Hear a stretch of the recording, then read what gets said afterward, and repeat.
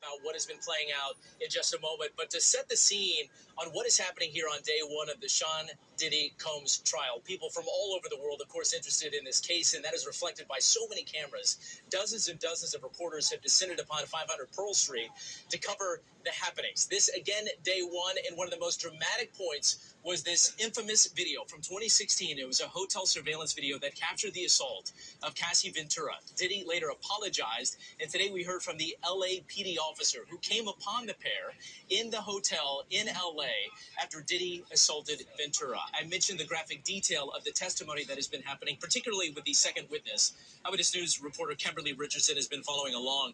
Kim, I mean, so much of this we can't even describe to an evening audience here, but it's painting a picture, at least from the prosecution, of what Sean Diddy Combs was doing outside of the cameras in the stage. Exactly. The first two witnesses for the prosecutions gave a window into Sean Combs and how he allegedly lived his life behind closed doors. Daniel Phillip, that escort, says he showed up to a swanky hotel in Manhattan where he thought he was doing a striptease for a bachelorette party. He testified instead. Cassie Ventura opened the door and he saw a man sitting on the bed that he later found out with Combs. He spotted baby oil and lubricant. He told jurors this was the first of several sexual encounters between the three in which Combs directed the action. He said he was paid between $700,000 and $600,000 each time, and witnessed violence that he says came out of nowhere.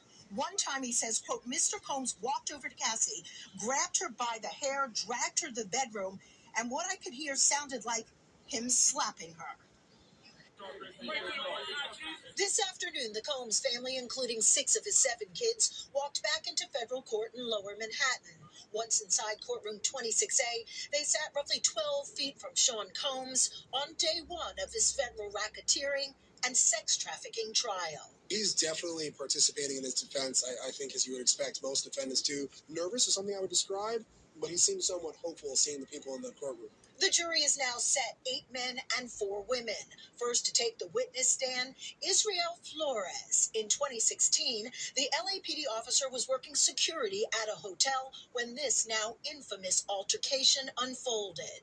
Flores testified when he got off the elevator on the 6th floor, he saw Combs in a towel that he gave him a, quote, devilish stare, adding Combs' former girlfriend, Cassie Ventura, looked, quote, scared. Flores said when Ventura mentioned she wanted to get her phone, bag, and leave, Combs told her she was not going to leave. The officer followed the pair back to a room